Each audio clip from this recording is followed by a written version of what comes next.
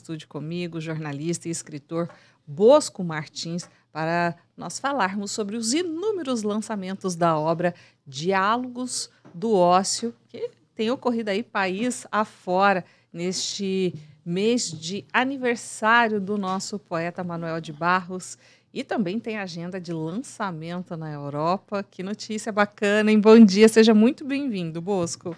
Bom dia, Karina, bom dia aos ouvintes da CBN 93.7, bater aqui na madeira, né, que hoje é sexta-feira, sextou com o dia 13, essa notícia terrível que pega todo mundo da área cultural, que tinha uma amizade, tinha conhecimento de que foi, quem foi, o que representou, e o que representa Roberto Figueiredo, não só para a área cultural, universitária, né, e a gente muito chocado, muito triste, muito chateado.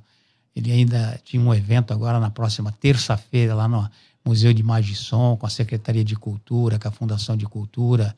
Estava lendo aqui o convite dele, inclusive, que ele me remeteu ontem. Onde você estava? São 45 anos do estado do Mato Grosso do Sul, um documentário dele com o grupo dele de teatro, e exatamente revelando onde você estava há 45 anos atrás, né? E a gente agora chocado com essa informação, tomara a Deus que se localize rapidamente, saiba quem fez isso e que a sua alma descanse em paz. Bosco, sobre o livro, né?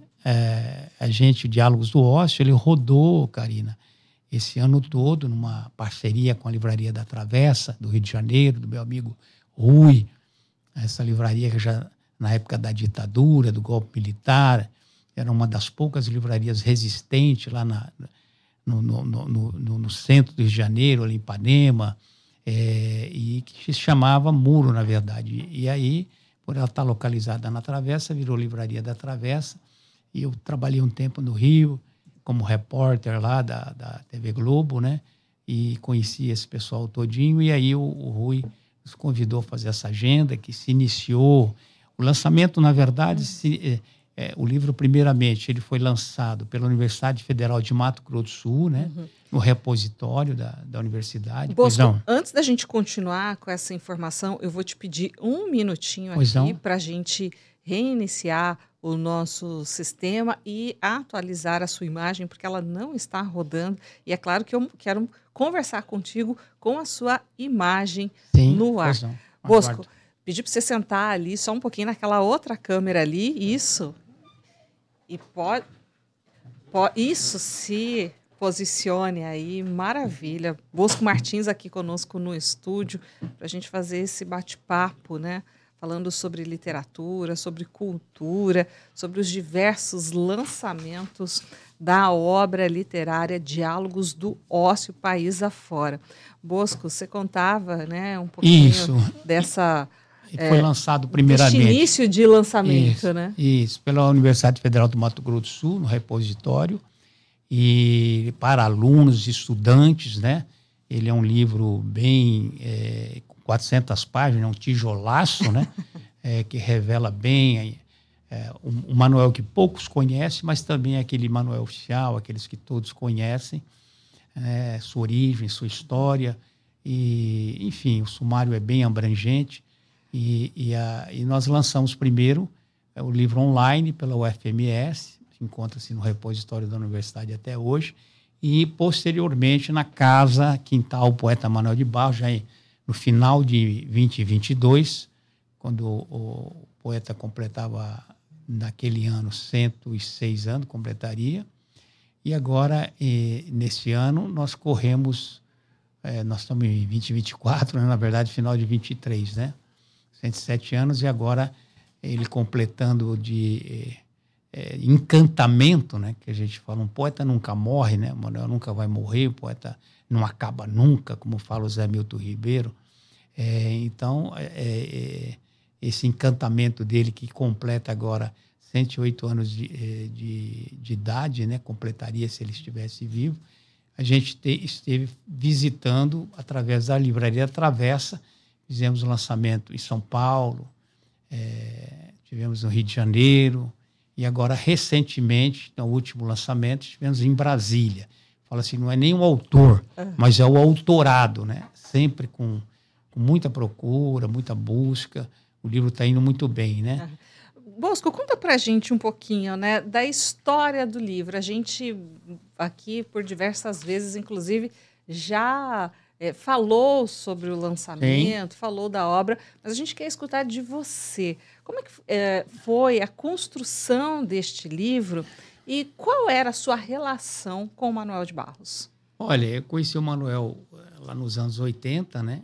E garrei uma amizade grande, mais com o filho. Garrei, essa é boa. Já com o filho dele, né? E a gente, o João, e ele que me levou para conhecer o poeta, era ali na Rui Barbosa, onde um quarteirão e meio, hoje ele vive ali no banquinho de praça dele, ele tinha um escritório ali na subida, entre a Rui Barbosa na Rui Barbosa, entre a 15 e Afonso Pena. E você entra agora à direita, você acha ele sentado ali naquele banco, né? As pessoas querendo, inclusive, tiraram de lá, mas eu achei ótima aquela localização. Acho que ele tem que continuar imortal ali mesmo. Aquela sombra ali, você acha que faz jus à figura? Eu acho que agora consolidou, né? Agora mexer. Houve aquele primeiro momento de polêmica e tal, era perto ali do Exército, mais para baixo, né? Mas acho que agora está mais do que consolidado. Eu acho que o poeta já virou o cidadão daquele... Já virou dono daquele pedaço. E um espaço também, né, Bosco, da circulação, de como a população também pode interagir com esse monumento, que é uma homenagem ao poeta que fala muito sobre Mato Grosso do Sul, né? Eu acho que virou, até o fato dele ter o pezinho dele cortado, eu acho que essas coisas tudo mexem muito com ele. Ele está muito bem ali, porque ele está ali junto dos desvalidos, daqueles personagens. Eu passo ali e me emociono muito quando eu vejo pessoas simples parando ali para se descansar e tira foto. Então, eu acho que ficou muito bem localizado. Né? Eu acho que ali é o lugar dele mesmo. Mas, você teve essa convivência aproximada na rotina com o Manuel? Sim, eu ia regularmente, a gente tinha ou terça ou quarta-feira, para realizar esses diálogos do ócio, eu ia sempre na casa dele, posterior ao almoço e tal, e a gente ficava conversando, e esse livro, um pouco o resultado disso, eu anotava muito do que ele falava, né? Vocês conversavam as entrevistas que ninguém fez, né? Você vai ver aqui nas entrevistas que ninguém fez. Legal. Sobre o que a gente conversava. Né? E aí o Zé Hamilton, diante desse material que a gente conversou, o Zé foi o grande editor desse livro. Você vai ver que ele vai até falar sobre isso nesse material que a gente tem com ele aí. Tive recentemente lá com o Zé Hamilton. Ele acabou sendo o grande editor desse livro, o prefaciador e tal. Então a gente foi juntando e aí eu peguei toda a trajetória do Dr. Abílio, que foi um grande cronista, que era o irmão dele também, a história dos Barrinhos, né? Que é enfim, a literatura da família do Manuel. O Manuel nasceu em Cuiabá, cuiabano, mas com 3 meses ele já era corumbaense, então ele praticamente toda a infância, a vida dele inteirinha foi mesmo Corumbá, e aí Rio de Janeiro e Campo Grande. Né? As próprias referências que o Manuel de Barros faz nas obras dele, né, tem muito essa descrição da rotina corumbaense, no Pantanal, né, das pequenas coisas, como ele falava, né? E tem também o livro, que é o Dicionário Manuelês, né, que é uma pauta do Zé Hamilton para a revista Caros Amigos, e que a gente se envolveu e pesquisou esses neologismos dele, né? Que ele tinha muito essa coisa de pesquisar 3 palavras para cima, 3 palavras para baixo do dicionário, especialmente da etimologia indígena, né? Que é onde ele busca muito neologismo, né? Então, são 2.000 verbetes, acho que enriquece bastante o livro. É um desafio a que fui submetido, que deu resultado. O livro, eu diria assim, que você tem nele, realmente...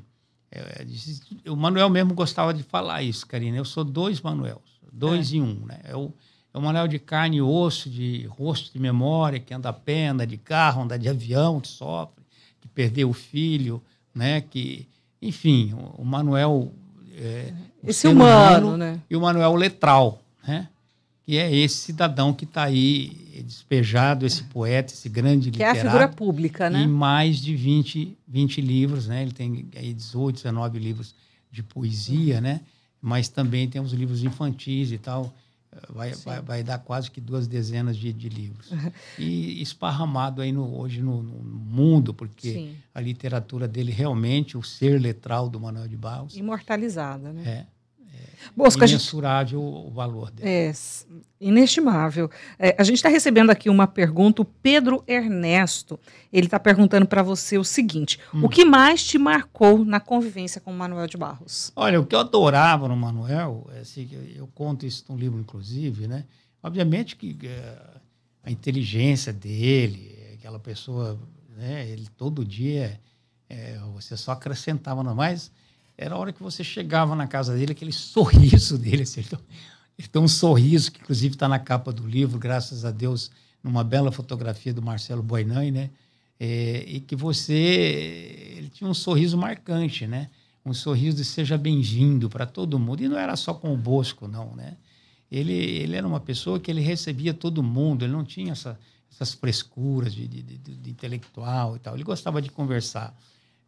De jogar a conversa fora, vamos dizer assim, gostava pouco de conversar com político, gostava menos ainda de conversar com aqueles caras que se mostravam muito intelectualizados, estudiosos, e chegava lá cheio de verve e tal. O negócio dele era a empregada doméstica, era o peão. Esse era o Manuel que eu conheci, que está no livro, né? O Manuel que poucos falam. Era um cidadão realmente... Da simplicidade. Simples, comum, embora fosse extremamente...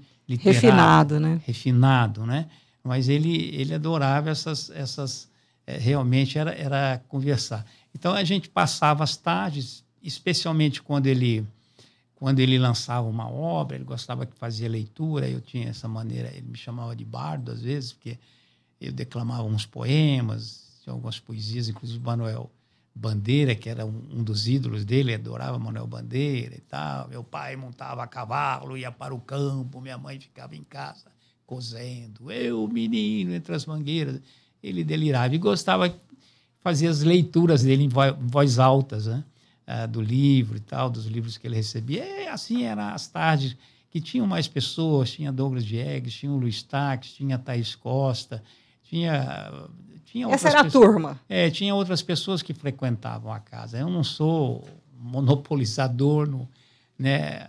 Eu digo assim, sem pretensão nenhuma, essa obra literária, ela é mais... Eu não quero ganhar prêmio, né? Ele concorreu esse ano ao prêmio Jabuti, mas a polarização é uma das palavras da moda a nível globalizado, né? Essa questão da polarização no mundo hoje. Isso chegou na literatura? Chegou na literatura, né? Você percebe que as obras que ganharam, que venceram, são obras que destacam politicamente, tanto na bibliografia, né? Não é a literatura em si, não é a poesia, mas o contexto é realmente a polarização. Bons autores, grandes escritores, sem nenhum revés, sem nada de... Né? Mas e a pretensão não era nela. Eu brinco até, eu falo assim, você pega eu fui ver o filme agora, da Fernanda Montenegro, como é que chama o filme? Ainda Estou Aqui, Ainda né? Estou Aqui. Eu chorei do começo ao fim, porque a gente vivenciou, tinha 10, 12 anos na época, do golpe militar e tal, mas você se remete a o pai saiu e não voltou mais, trajetória, uma família né? de classe média, apenas, você imagina aquilo. E esse filme está concorrendo no Globo do Ouro, mas se ganhar ou não ganhar, não importa, é uma grande obra, né? Sim. Karina, a avaliação já valeu, já cultural, sabe, não né? precisa. A participação da Fernanda Mãe, que é um negócio assim, a filha é maravilhosa, agora a mãe também, ela incrivelmente, participa final, né? Sem abrir a boca, sem remeter uma palavra, né? Então eu acho assim, tudo isso tem muito a ver. Então o livro não tem nenhuma pretensão assim grandiosa, a não ser de realmente fazer o que nós estamos fazendo aqui. Dia 19 agora, o poeta completaria 108 anos e é importante que a gente mantenha vivo, principalmente num país em que a polarização tem causado resultados maléficos, né? Nós tivemos uma perda esse ano, segundo dados literários de 7 milhões de leitores. Caímos de 59% para 52% da população que lê. Perdemos... Precisa, então, resgatar, né, esse público. É mais do que urgente, né?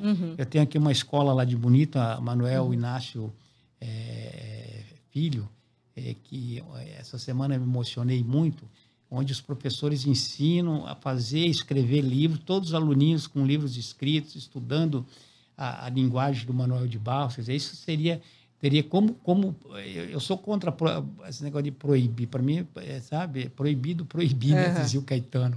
Mas, por exemplo, como estão se proibindo os celulares, né? Hoje nas escolas, né, deveriam se obrigar realmente a voltar à leitura. A leitura, né? Desde da primeira infância, sabe? É uma prática que tem que retornar no Brasil. É um hábito cultural mesmo, né? Bosco, você, na sua trajetória e intimamente ligada, né, com o Manuel de Barros, você inúmeras vezes intermediou entrevistas, né, do Manuel de Barros. Inclusive, muitos colegas se tornaram fãs do poeta por conta desse seu trabalho intimamente ligado com o Manuel de Barros. Um deles é o jornalista José Hamilton Ribeiro. Com exclusividade, nós vamos acompanhar um vídeo em que o José Hamilton, ele também fala sobre Manuel de Barros.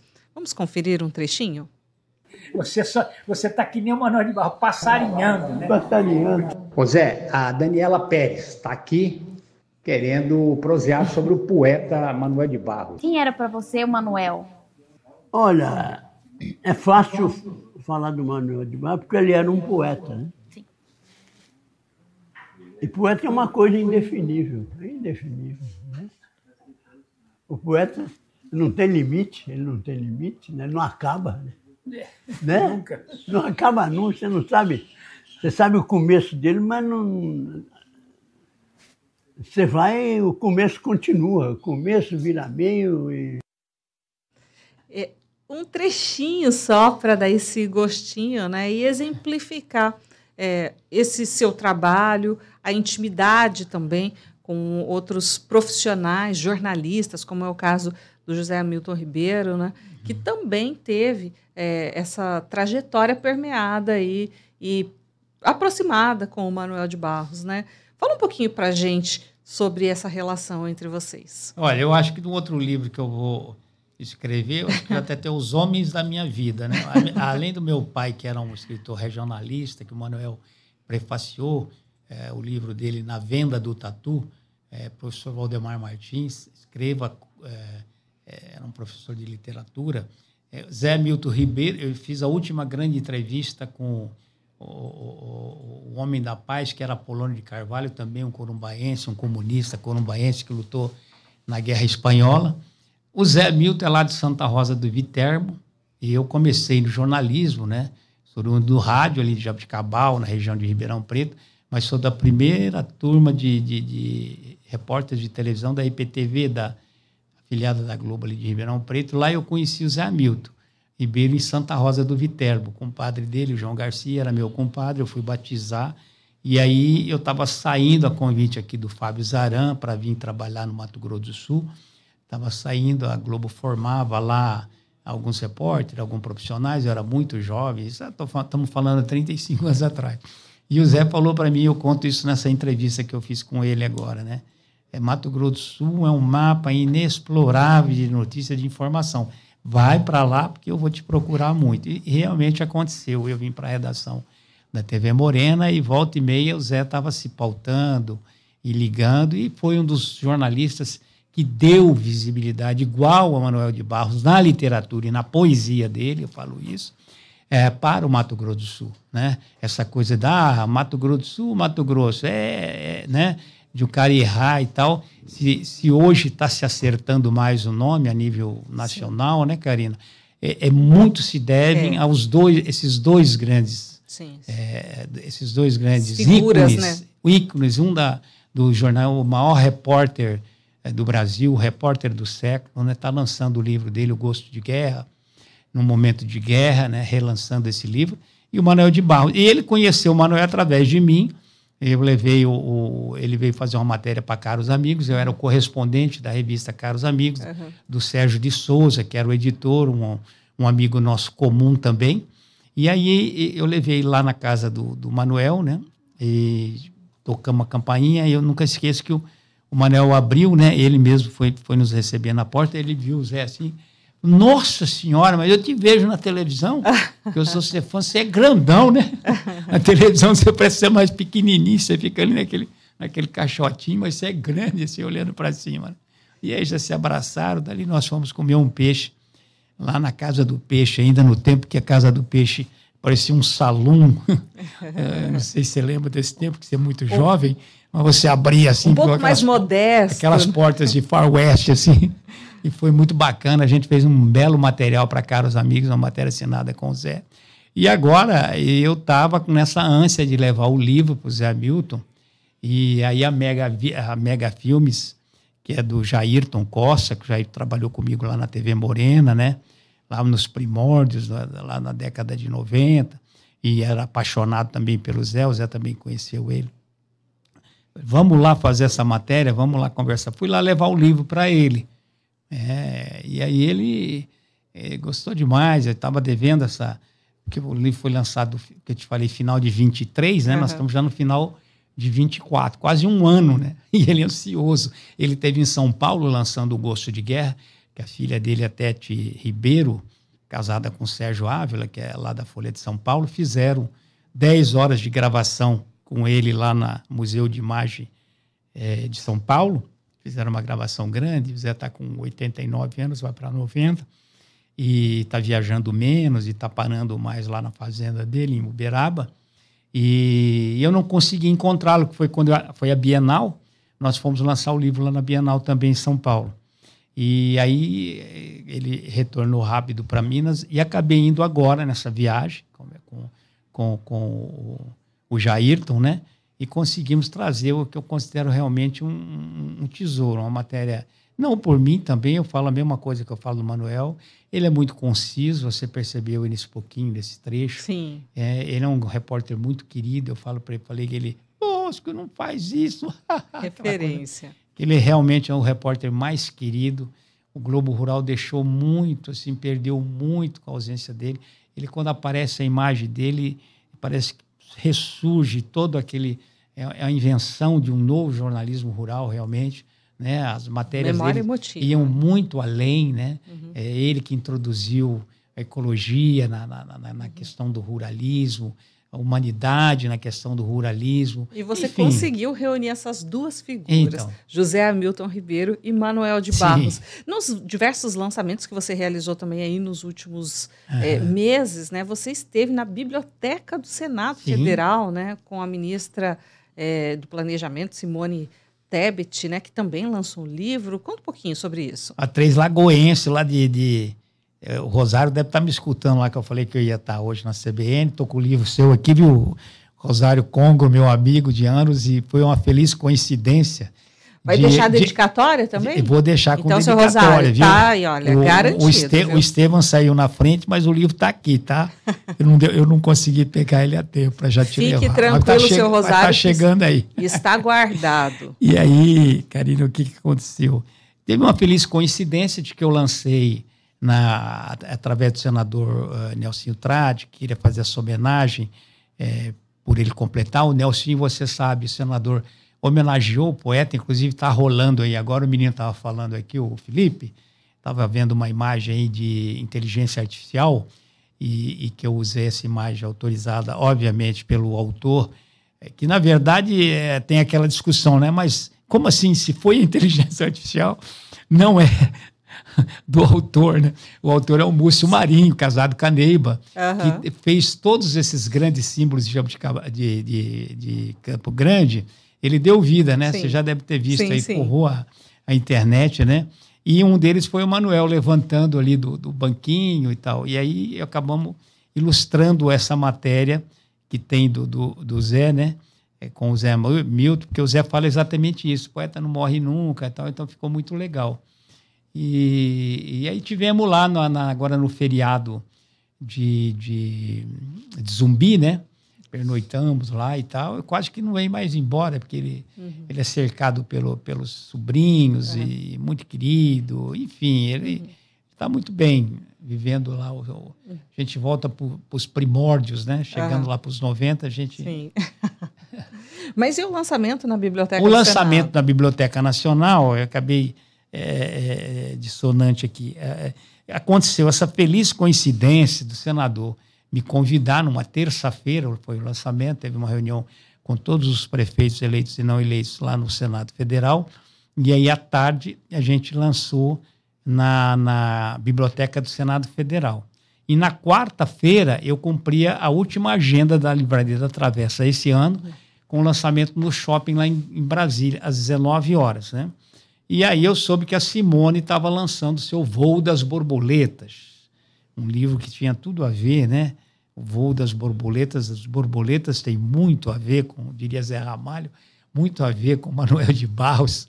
E a Simone fala a trajetória dela, o livro está muito bacana, está muito bonito, uma mulher guerreira, né? E houve esse encontro, então. E aí ela me ligou, Bosco, eu vou tentar ir no seu lançamento, tinha feito...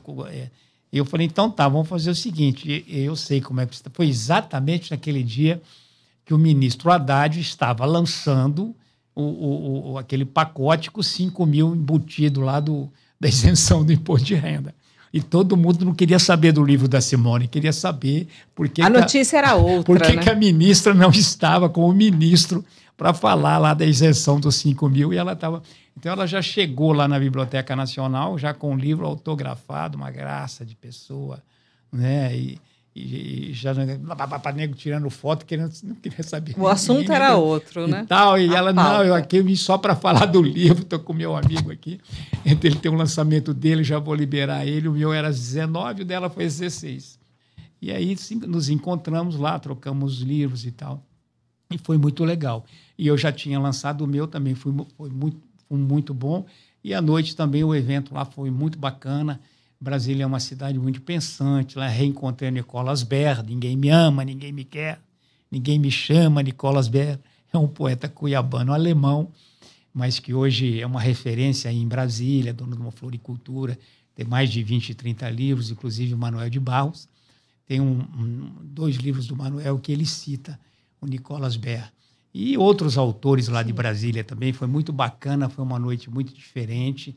A gente encerrou essa etapa agora desse ano de lançamentos pela Livraria Travessa. Legal. Agora, o próximo projeto agora é Europa, Sim. realmente, né? Sim. Quando é que começa isso? Então, eu acho que depois desse primeiro trimestre, né? Lá depois de abril, maio, por aí, tem... Lançamento internacional. Portugal, né? E provavelmente Paris, na França. Nós temos uma escritora lá de Dourados, né? Tive agora aqui no lançamento dela, ela tem muito contato lá também, com o Jonir Figueiredo, que já esteve lá. Então, a gente, através da Livraria da Travessa, deveremos fazer também esses 2 eventos. Né?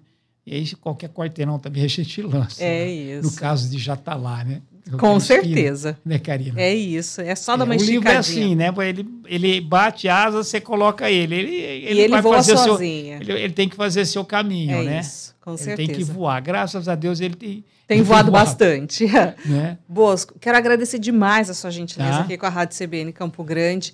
Quero que você levante aí a capa do livro, por favor, para quem está nos acompanhando. A gente já falou aqui algumas vezes dele e está incrível escutar as suas histórias, você relatando como foi o trabalho, né, dessa compilação de informações, da proximidade com o Manuel de Barros, sempre uma grata surpresa. Vida longa, então, ao Diálogos do Ócio, e seja sempre muito bem-vindo aqui à Rádio CBN Campo Grande. Um bom dia para você. Bom dia, eu agradeço a todos vocês. Vou fechar, então, com um trechinho rapidinho aqui do Manuel, pode? Com certeza. Vamos lá. Com essas notícias ruins e todas, né? Na página, as entrevistas que ninguém fez, que eu te falei, fazia anotações, que você não vai encontrar na obra dele, né? Sim. Porque isso ele não escreveu, não tem, eu anotava, então é uma das novidades do livro. a resistência do ar. A esperança é algo não demonstrável, mas que nos permite viver. É uma dessas grandes paixões, grandes emoções que às vezes tem aspecto negativo, por seu caráter pendular. Se passa a esperança ao medo, nessa oscilação nos destruímos, nos cansamos. Mas a esperança não devia ser a outra face do medo. E não deveria ser uma esperança infundada, sem motivo, sem possibilidade de qualquer realização. A esperança é sustentação dos aviões. É aquilo que sustenta as asas do nosso voo. Com muita esperança, desejar a vocês um Feliz Natal, um próspero Ano Novo a todos os ouvintes da CBN. E meu muito obrigado, Karina. Bosco, vai atualizando para a gente essa trajetória, tá? Muito obrigado. Uma excelente viagem e lançamentos europeus dessa obra Diálogos do Ócio, contando aí essas histórias que ninguém contou de Manuel de Barros. A gente vai fazer um intervalo e voltamos já, não sai daí. A série especial Floresta